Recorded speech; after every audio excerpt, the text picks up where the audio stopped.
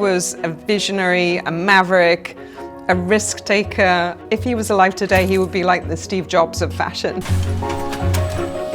So I came in and I said to the CEO, who's our core customer base? And he just looked at me and he said, everyone. How am I going to spend my money in the most efficient way so that we can be wildly creative? We are going to be doing something with Nana Banana. I can't tell you because it's our holiday campaign and I'd have to kill you.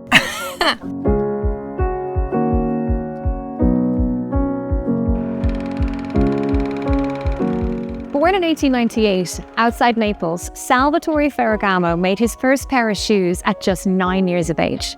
Almost 100 years later, the Ferragamo brand is famous for its artistry and its iconic collection of shoes, handbags, and clothing. My guest today is Michela Ratti, the Chief Brand Officer at this independent fashion house.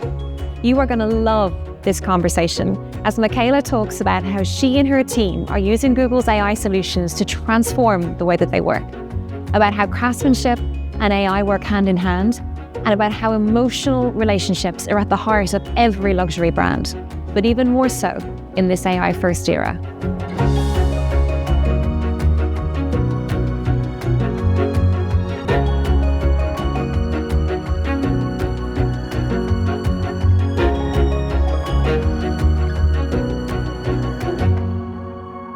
Michela, you are so welcome to Google. Oh, Sarah, thank you for having me. I am so excited to talk to you. I've been looking forward to this all week. Well, you and me both. Thank you so much for being here. You are joining me today from Ferragamo's Milan office. You are right. We are, to be precise, we're on the 5th floor in our showroom where you can see behind me some of the items from our Spring-Summer 2026 runway show, which happened a couple of weeks ago. Which was a huge success, I take it. It was amazing, actually. We had twice the reach and engagement of the last show, so I hope that that's going to be a good indicator of how it's going to go when it gets to the stores. Well, congratulations, and the collection is absolutely stunning. I'm going to try and focus on you and not the incredible pieces behind you. Michela, let's start with your background, your story. You have built a remarkable career across a host of multinational organizations. You've learned how to build brands from the ground up for Procter & Gamble, eBay, and at Ferragamo, where you've been the Chief Brand Officer since July 2024. Is that right? That's correct, yes. Although I am a boomerang employee, this is my second time in Ferragamo. My first time in Ferragamo was in 2015, fresh out of 21 years in Procter & Gamble. So I need to start there then. What drew you back? I think what drew me back was genuinely the people and the Ferragamo family. They are the kindest people that you could possibly imagine, very warm-hearted. It's literally like being part of a family. Signori della moda, they are such an incredible group of people. I find working with them and for them very inspirational. And I also love to be in the position of being a challenger brand. It's a little bit of David versus Goliath. There are so many big groups in fashion at the moment, and that they're a fiercely independent, nearly 100-year-old brand is awesome. And it means that, you know, we need to do things differently. We need to have a different playbook, but that's part of the reason why I'm here and why I partner with you. Can you tell me a little bit more about the brand? Tell me about Ferragamo's background, their identity. Ferragamo has the most incredible story. It actually has been made into a movie a couple of times just because it's so wild. So Salvatore Ferragamo was born to a very, very poor family in Bonito, so south of Naples, not actually from Florence. He knew he was going to be a shoemaker. I think in Italy there was lots of movies, lots of Italian movie stars that painted this idealistic view of the US. So he went to the US, he worked as a waiter in cocktail bars to pay for his studies in UCLA, where he studied foot anatomy. And then while he was working at these bars and Hollywood parties, he met a lot of Hollywood stars for whom he started making shoes for them. He made his fame and fortune. He came back to Italy. He went back to his little village in Bonito and told the mayor, I'm going to marry your daughter. They were madly in love. They got married, had 6 children, and then he died tragically young, unfortunately, and his wife took over the business from him and built it into a more than $1 billion brand as a widow of 6 children. So it is an incredible story, and he was a visionary, a maverick, a risk taker. Some people in fashion, there's actually a gentleman who's at Vogue Business, said that if he was alive today, he would be like the Steve Jobs of fashion, that he was the original founder. What about that maverick in him appeals to you?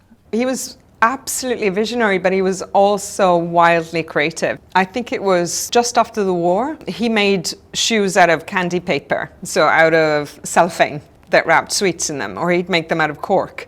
He made shoes out of discarded fishing lines. He didn't see any sort of like obstacle or hardship as something that would necessarily get in the way of his creativity. The other thing was, which I think will be interesting to our conversation, is Salvatore Ferragamo was incredibly customer-centric. He liked to meet all of his customers individually, and he would touch their feet. And he would say that you could tell a lot about a person from their feet, and he needed to touch their feet to understand what kind of shoe he'd have to make for them. And it's funny because today we've come full circle almost when we think about customer experience. The innovation, the maverick, the whole energy that seems to run through the story of the brand. The brand's been around 100 years. You don't last that long if you don't have a genuine relationship with your customers. So what else can you tell us about your customer relationships? Over the years, they've always tried to make people feel special. And I think that that's something that's at the heart of a luxury good. If you're buying something, some of these things on the shelf behind us, the bags are $3,000-$4,000 bags. And if you're paying that amount of money, you want to feel special as a customer. And I think that as a brand, starting with the family, hospitality and making people feel special has always been something that's been core to us. I think another thing is also, how do we transmit our values and sense of what's important, including things like the craftsmanship and the protecting artisans, to allow them to make things the way that they've always made them for decades and pass that on from generation to generation. Obviously, those things are easier to do when you're a very, very small company, and then the moment that you scale up, now we're a global company, we're over $1 billion, then that becomes more complicated to know the name and surname and everything of your customers. But I think that's where technology comes in as something to help us level the playing field a little bit. How does AI fit into the picture? It's an enabler by doing a lot of back office things which a brand of our size wouldn't find possible. So if you think about just collecting data and allowing you to get the right analytics out of it, in terms of being able to be much more efficient with your marketing spend, in terms of being able to understand where, when, and how people will be more receptive and into engaging with your brand and when they're not. So I think the efficiency part is one important element. I think as well, there's the creative part, although we're still very much human creativity driven, but there are still some things that we're starting to experiment with from a creative content standpoint that would never have been possible before. So I think it's all very exciting. I think when you put it in the context of an independent brand that feels like a challenger up against the big groups, it gets really exciting to think about how this accelerates and how this enables you guys. No, absolutely. I mean, if I think about some of the big groups, there are, I'm not going to say who they are, but competition is a gift. I've been taught that in the companies that I work for. It allows you to challenge yourself as to what's really relevant. But some of those brands are 20, 40, even 60 times bigger than us if you think about a group at scale. And so what artificial intelligence does, it allows us to be incredibly focused on delivering our message, where and when it's going to make the biggest difference. And that has a huge multiplication effect on what we do. And I think we're lucky to be able to do that and learn a lot also. And I don't mean to suck up to you in saying this, but by working with your team, I think it's been really a fantastic opportunity for us. I'm just fascinated. You were gone for 7 years and you've come back into this independent family business. What do you see as the big changes since you're back?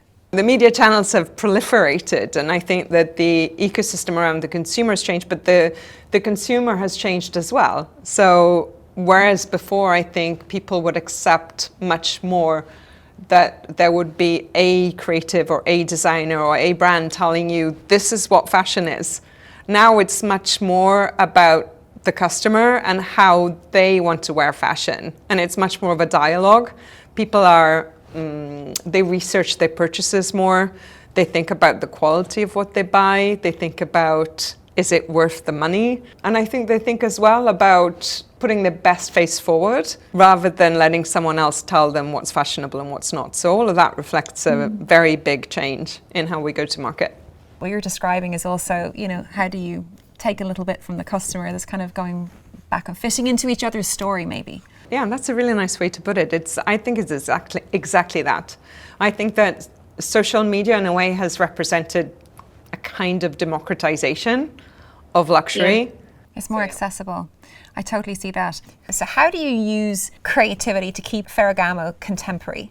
I think as a brand, we're trying to be timeless, but to be timeless, you need to be ahead of the time and you need to always be relevant. So our creative team spend a lot of time listening to conversations on social media channels, on the IPs that are big in the moment. And they think about that when they design their collections. So the collection that you see behind this last runway was based on the roaring 1920s. And it's drawing parallels to where we are today as a society in terms of the challenges and opportunities that people were facing in the 1920s. So I think they try to interpret popular culture and what's happening in the world in terms of what a design would look like that's relevant. So that's the design team, that's the human part of it. Our job as marketeers is how do we tell that story in a way that would resonate with our customers and bring to life their creative vision in a way that's as effective as possible. Michela, strategically, what's your vision for the future of luxury marketing over the next, say, 5-10 years? I think it's going to keep evolving with AI, but I also think with AI, personal relevance is going to be of utmost importance. I think we can't lose human emotion in the relationship that we have with our customers, because at the end of the day, a luxury purchase should suscitate an awful lot of emotions. And it shouldn't just be like, oh my goodness, that was expensive. It should be, this makes me feel really special, or that you admire the craftsmanship, or it's just the happiness that having a beautifully well-made object gives you. So I think we're going to move more away from price exclusivity to something that's more driven by understanding and intimacy. That's really interesting framing. I love that. One of the things that I've learned going from a company like Procter & Gamble to a company like Ferragamo is that in Procter & Gamble it's all about whether your laundry is whiter or your teeth are whiter or you're going to get 70% less wrinkles. It's very benefit driven. And a company like Ferragamo, it's about an emotional benefit. So it's more about how you make people feel. And I think that that's definitely going to be an important building block in the future of marketing in luxury. Interestingly, Deloitte had a report out that I was reading recently, and it said that by 2030, they're predicting that omnichannel will be at the core of fashion. What are your tips for a luxury brand operating in that holistic omnichannel way? I think consistency, coherence, and context. It's like the 3 C's of omnichannel. I like a framework. Okay. I think you have to be consistent with your storytelling because people have to be able to associate how they interact with the brand offline with how they see and interact with the brand online. And then in terms of the context, there are moments when people will be more receptive to go shopping for luxury brands, and it's how do you catch them in that moment with the same consistency of tone of voice. I think the more that we know about our customers, the better we're able to do that. So in terms of the more we find out and are able to manage first-party data, the more we're able to extrapolate on that. One of our limitations, being relatively small compared to our competitors, is the amount of first-party data that we actually have. And I think that's, again, where technology comes in and allows us to model personas, model the customer journey, and refine what we do in order to be able to keep a seamless, frictionless, and hopefully very happy experience for them all. Could you walk me through sort of a market that's now omni-channel? Like, how did you make the change, or what inspired you to make the change to this omni-channel world? Well, one of our biggest markets, the US. So Ferragamo was born in the US as a company. We have a lot of resonance and relevance for our customers in the US, but our omni-channel journey started really with advertising. And again, I think it was a question of the US is huge, right? And you have a very differentiated customer behavior in terms of if you're on the coasts or if you're inland. And so media spend has always been a challenge. And coming out of that, then we would always have questions from our commercial partners as to whether it was really making a difference or not. And that's where we went into the project of working together with you to find Google Store advertising solutions where we could actually measure in real time people's intent to buy, not just online, but also in bricks and mortar, depending on the behavior. And it's been a phenomenally successful pilot. So I'm very grateful that we were able to do that together. We are too. I think it is an amazing opportunity, and I think that shift to measuring in-store goals is seemingly such a big step change, and to see that then deliver, I don't know what the multiples are, but a huge increase in ROI is hugely rewarding. We're always very careful with numbers, but I can say it was high double digit, or a lot. We'll take that. We'll take a lot. Okay, it's delivering a lot. So Michela, I'd love to then just talk to you about your leadership in this a little bit, because what you're describing feels like a lot of change for your team and for the business. And so I'd be really interested to know, like, how do you win the hearts and minds of your own team? How do you bring everyone with you on this vision that you're so clear about? I think it starts by having a very clear objective. What is it that you want to stand for the clients or customers that you serve? I think it starts with that because that's already quite unifying. I think it's about removing silos and having a multifunctional approach to how do we get there? How do we get to serving our customers the experience that we want to serve them? That's in line with our brand and in line with what Salvatore would have wanted when he started the company years ago, and that's been carried on since by his wife and children and grandchildren. Tell me about the silos a little bit more. How do you take them away? Especially in a small company, then you don't get nearly as much impact when people are chasing different fractional objectives, as opposed to if everybody pulls together, focusing on something that's bigger than all of the individual objectives, which is this: what do we want to be for the people that matter most for us? I love that. It's about driving the collaboration across those departments. And actually, I think what you're saying is so inspiring for small or independent brands that are listening to this, because actually those silos only get more obstructive in larger companies.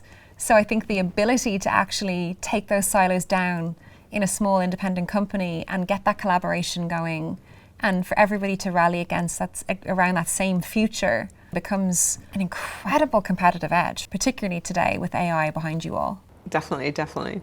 I'm also curious about customer lifetime value. So do you think about customer lifetime value at Ferragamo? When I joined Ferragamo the very first time in 2015, after 21 years in Procter & Gamble, and Procter & Gamble is so data-driven. There are lots of jokes about it, like if somebody got a divorce, they would write up a report on what they could have done better, and the data that they'd received that should have told them that they should have done it differently.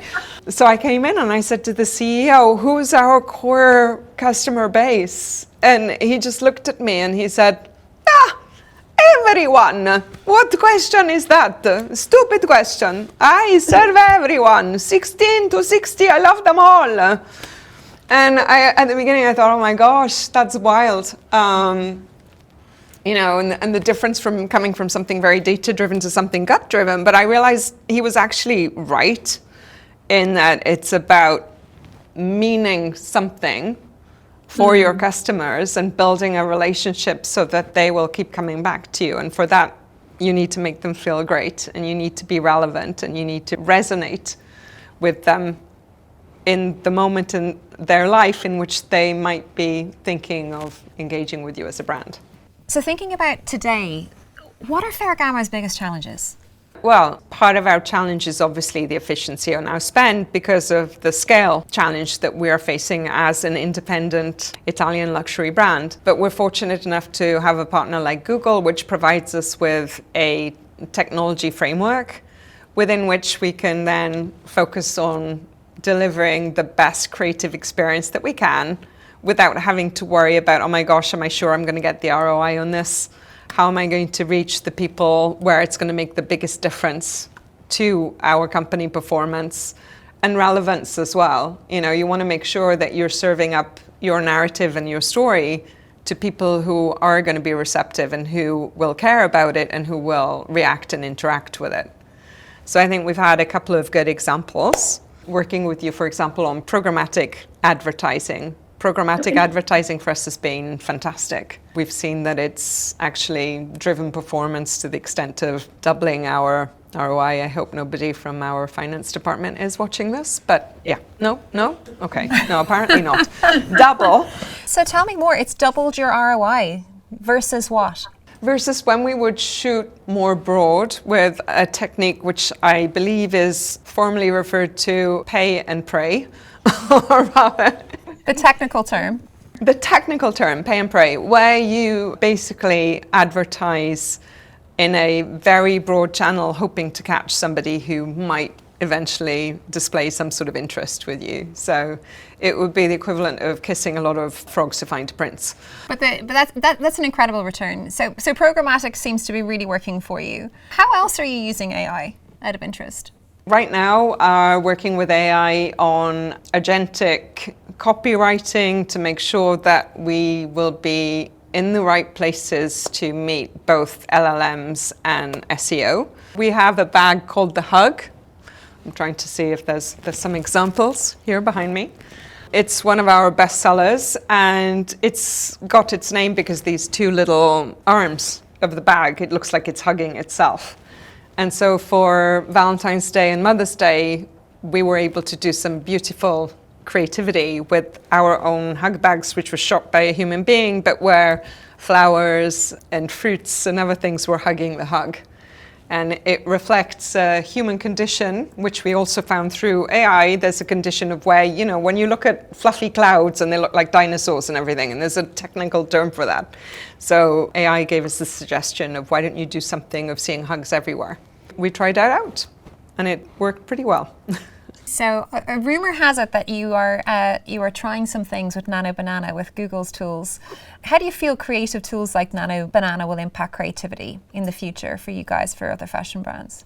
Maybe it would be like, oh, if those shoes could tell a story, what story would they tell, right? And how many times have we asked that kind of question? And yet with something like Nano Banana, you can actually play that out. No? So I think it's a way of answering questions in a very visual way that you wouldn't necessarily have been able to have done beforehand. We are going to be doing something with Nano Banana. I can't tell you because it's our holiday campaign, and I'd have to kill you because holiday campaigns are the biggest campaigns of the year. But it's going to be working with creators in a way that they will be able to either insert themselves into our holiday campaign narrative or tell the story in their own voice and in a way that we probably would never have thought of. And I hope that that's going to be very engaging, both for the people who are creating the story and for the people who will be watching it. That must feel very exciting to you personally too, given everything we've talked about in terms of the creativity in the company, to be working with creators in that way. It's a totally new expression. It is. It's sometimes I think it's about, never work with children and animals. I'm a little bit worried the things that they tell you in show business, because it's like, oh my gosh, what if somebody comes with something really wild? But we have to try it. We have to try and see. Freedom within a framework. So Google's our safety net. So let's see what they come back with. But it's exciting and risky at the same time. So lots of energy from that. Like all progress. Michela, all this conversation about creativity, I haven't asked you, and I really want to. What is your favourite Ferragamo campaign? It's like asking me to choose amongst my favourite children. We just did a social media campaign around our Vara shoe, and I'm absolutely loving it because the Vara is 50 years old as a shoe, and yet it's still very much beloved. It's one of our best sellers. And the campaign was Your Vara, Your Way. So it was about these different types of women of different ages and intergenerational, who were talking about what their perspective of femininity is, and how right now I think there's a trend moving towards more elegance and comfort, as opposed to the thought that you have to suffer for fashion.